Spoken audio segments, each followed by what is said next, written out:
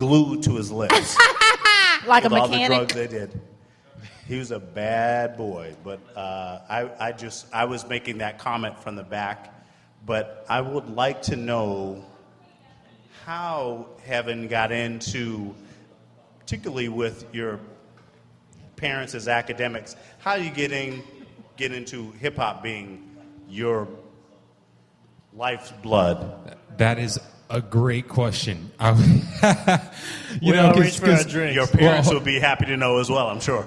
Well. Here's the answer. So, yes, beatboxing is considered the fifth element of hip hop. But what's ironic about that is that I actually got into beatboxing listening to alternative rock.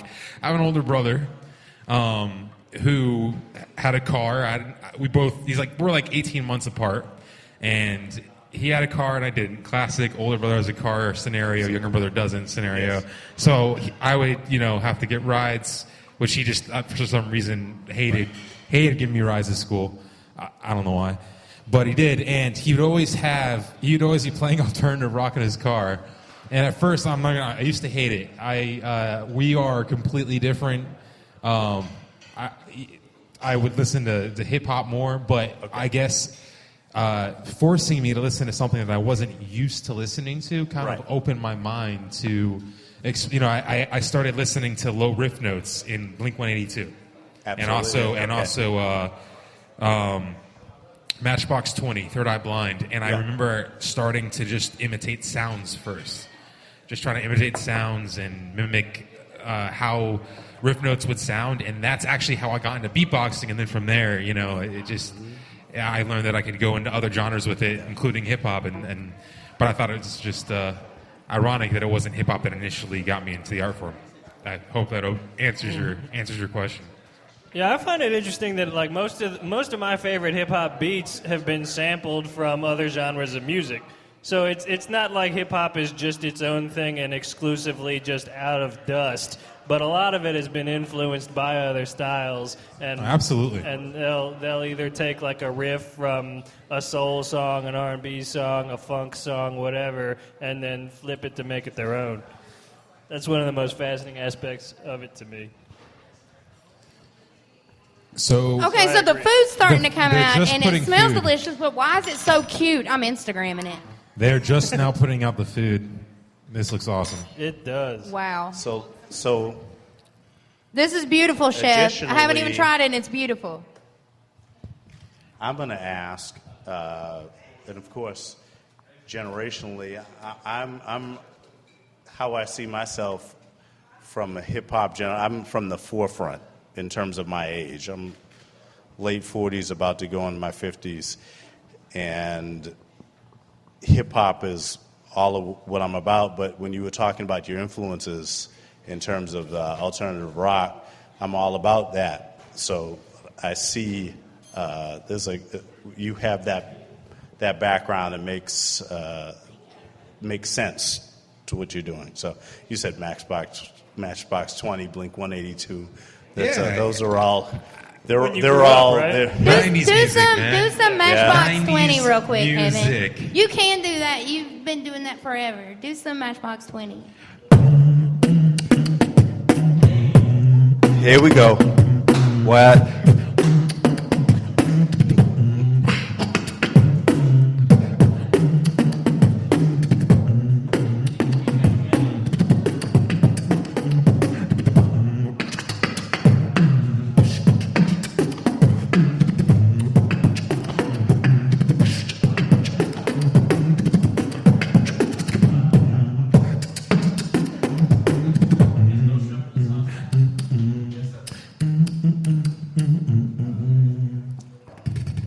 Heaven beatbox, ladies and gentlemen. Security is about to pull me away. Security is about to pull me away. But can we do a little bit of Red Hot Chili Peppers? We can do a little chili peppers. Wow, give me a small. Well, while he's doing that, I'm gonna start eating my food. No, please go, Heaven. Well, what kind of? I want Heaven to beatbox for the next 10 minutes till I eat all of this. How about this? How about I know we got the food, and that's what happens. That's what happens when great food comes out. Everyone's quiet. That's when you know it's great. All of us want to eat it so bad, and me is in. Go for it. Here, I didn't get what specific Red Hot Chili Peppers song, but Your favorite Do Californication. out of their like Californication. 300 classics. Okay, hold on. Let me. Or that me Give It hear Away, it. Give It Away. Isn't that them? Or is that Yeah, them? there's a. Oh.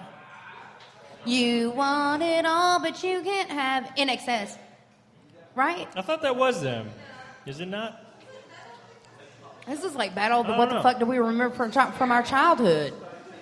That's the name of this game.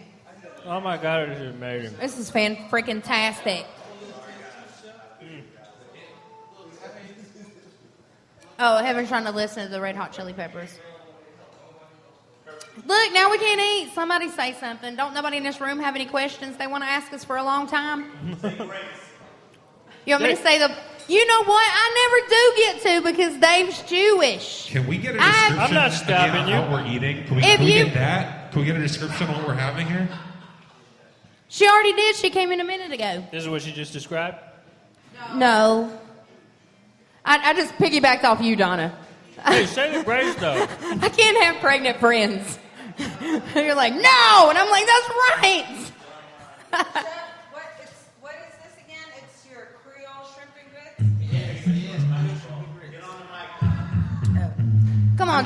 I'm just Ladies answering and the question gentlemen, for coming to her. the stage right now, my favorite person in the entire world. Give it up for Miss Donna Matthews. Thank you. And I just wanted to said answer baby. the question for Chef. It is, what you're eating is creamy Parmesan grits topped with the Creole shrimp sauce. That's your shrimp and grits. First Isn't it of all, delicious? I can't let this baby come up to the mic for the first time in its life and not have a round of applause. Ladies and gentlemen, start making some noise right now for the most successful baby in the entire world, Donna Matthews' baby. Man, I got a stake in that kid somehow. True story, I gave my friend's daughter her first basketball before when she was just barely even born. And now she's like 9 years old and she's like 7'9" and I swear to God, well, not 7'9", but she's You like, give me a basketball so then I can retire early. right. Well, that was my plan. I'm like, when you hit the WNBA, I get some of that, but WNBA money looks like $150 a year. What happened? The truth came out. Why do y'all think people don't watch the WNBA? Do you watch, Donna, do you No, watch? I really don't. Mia, do you watch basketball, like women's basketball? I don't support the WNBA. Why? It's terrible. That sounds like you're actively against it. Why is that? No, I'm not actively Okay. against it. I'm not that interested. Yeah, me As neither. a former baller myself, You don't play basketball. I did. I played in high school. I was terrible. I was. But I used to try to watch it to support because I was like, they're doing things I obviously It's just cannot not do. as riveting as... It's Yeah. it's not as exciting. It's like watching a Right. It's- lesbian soap it's- opera. No, it's very Exactly. much. It's all about fundamentals. I mean, that's really what it is. There are no dunks. Is that what it is? Oh, There are no dunks. That might be it Ooh. too. That's the best theory I got. I like it. That I'll there aren't roll any with it. Yeah. So, okay, I'll have a question. I have a question. Go for it. Thank God, because I'm eating so I know, hard right? now. I'm like, but it's going to be for the women, so take your big bite. I'll go slow so you can eat. So how is it to be women in what's the industry like? Ooh, I see a face. That's a good question. I think Mia has something to say. Oh. So what's it like to? Okay, so what is it really like to be a woman in comedy. in comedy? It is Because very- I will tell you, I have always been interested. I have no filter. That's really what it is. Like, I don't know if there's a lot of substance there. Like, for me to actually, move You should forward try in this. it. I Just should do it. Just go I'm on not stage. brave. I'm not brave. You're not wasn't brave. brave. You're about to have a baby. I was never brave. I know. You I was- got to be brave. I'm still reluctant. This is I don't happening. know. You seem pretty comfortable at a mic. Right. Yeah. Just saying. I'm comfortable, but then, to be vulnerable and then in front of, an audience, and then they're going to just judge you. I No, want to it's be. like- I like being one of those people You behind the screen, like to one of those judge? haters, on Instagram. Well, people judge you You know anyway. what? I don't People know will you. judge you. I'm Or just like going to People say are whatever I always want going to. to judge you, no matter what you do. Let's Yeah? see. But let's see. Being a woman in comedy, Yes. it can be. Look, and I'm already causing. Okay, I'm sorry, I'm dropping food already, but it's so delicious, I can't focus right now. But no, this is the thing. It can be.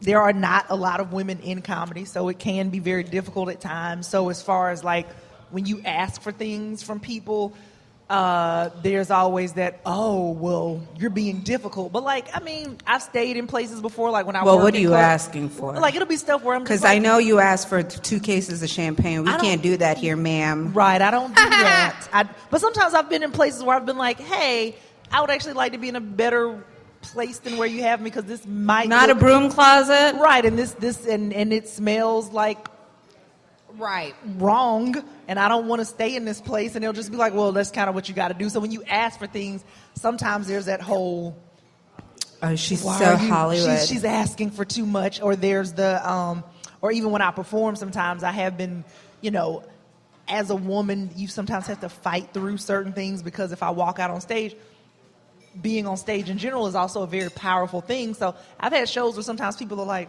I don't know if I want to laugh just yet, and then they'll be like, oh, this is funny, because a lot of people don't think that women are funny. So you have to kind of fight through that too. So it's just, but there's that perception of like somebody thinking because you want things or you need things that you're being difficult. But I know male comics that ask for the same thing, and they're like, oh man, that guy's so great, but you asked for it, so you're being difficult. So it's kinda tough. I'm gonna go back to something that you just said like a minute ago. So you said when you go up on stage, or like as the crowd's anticipating quote a comedian, not male, not female, not whatever. Do you think like the reception's warmer when it's a man, or do you think they're more receptive when they're a woman? It really depends. I mean, like, but there have been, because a lot of times what'll happen in shows where people will go, all right, guys, are you ready for your next comedian? Your next comedian is a lady. And then you're like, gee. Your next comedian has a vagina. Right, Get ready and judge her before you hear her say anything. Right. I've actually gotten introduced several times as like, it'll never be like, oh, she's funny, but it'll be stuff like, are you guys ready for the lovely? She's adorable. Put your hands together. And I'm like, I just say I'm funny. Just say that. But it's like you have to deal with things like that sometimes, and then it's just people just kind of being like, well, I was prepared not to like you because and it happens all the time. I'll do shows and people will go, I typically don't like women comics, but you weren't talking about lady things. So, and I'm like, Lady parts. You were talking about I'm just lady things. Do you talk about lady? So is that most of where you draw your material from? Like, no, I'm not a really below the belt comic. So 28 days later. Like, no, I'm not at all. Like I very much. I one time told somebody in an interview, it was like for some reality show, and they were like, well, why do you think you're different? And I was like, well, I think there are more things that are funnier outside of my vagina than in it. So I would like to just talk about stuff that's happening outside in the world. And they were just like, oh, that is a novel idea, but it's so And you have to weird. remember, too, that me as an deeper than NBC your comic. I said you have to remember that me as an NBC comic, like she needs to be able to be up in front. She's not at Uptown on a Saturday night. Like, I don't think I've ever seen you do really crude comedy. I do crude comedy all the time. I'm like you. I can be really terrible. have no I filter. mean, I can be. I just never really. But you been say below cute, cheeky things.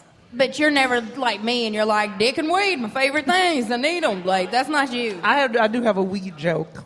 You have a weed joke? Do you want to tell it? I want to hear it. Okay, this is a true story. This is what I've talked about on stage recently. Typically, I do not do illegal substances. I don't, but I do like sweets. And so somebody had offered me a weed brownie, and I was just like, ooh, decisions. Do I say no to drugs or yes to dessert? And so I was like, I ate the whole thing, and I was at Dragon Con when this happened, which was a bad This is idea. fascinating already. Right. So this is the thing. I was just like, as a black person, I don't always do well when white people are concealing their identities. Like, that's not always exciting for me. So this is the thing. So I talk about how I got really paranoid and I started going, oh, they're starting to make weed legal, but what if they start making brownies illegal? That means I got to open up a back alley bakery. I got to start selling dime bags of brownie mix. And I need to know, are there edibles for other drugs? Like, is anybody like, I want some angel dust food cake? Or I want meth sickles, I already don't have teeth. Like, is that a thing? Or is there somebody like, I like heroin and I like cookies, smackaroons. Like that should be, or I like ecstasy and I like candy, Mike and Ike and Molly.